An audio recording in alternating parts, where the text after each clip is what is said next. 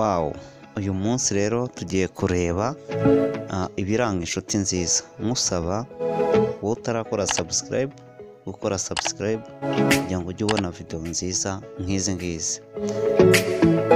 Ibiranga inshuti nziza: icya mbere, kugira inama; icya kabiri, iraguhana; icya gatatu, iraguhumuriza; icya kane, iyo mutari kumwe ihora ishaka amakuru yawe; icya gatanu, kuba hafi; icya gatandatu, ubuzima bwawe urayihangayikisha; icya karindwi, ihora ikwifuriza ibyiza; icya munani, iragutabara mu byago no mu makuba; icya cyenda, ikubuza inzira mbi; icya cumi, ntitinya kukubwiza ukuri nubwo kwakubabaza; icya cumi na rimwe,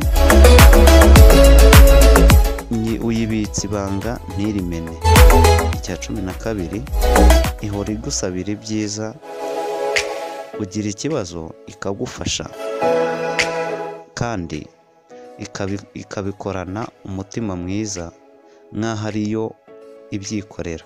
Inshuti nk'iyo ntuzifuze gutandukana nayo. Murakoze, nizere yuko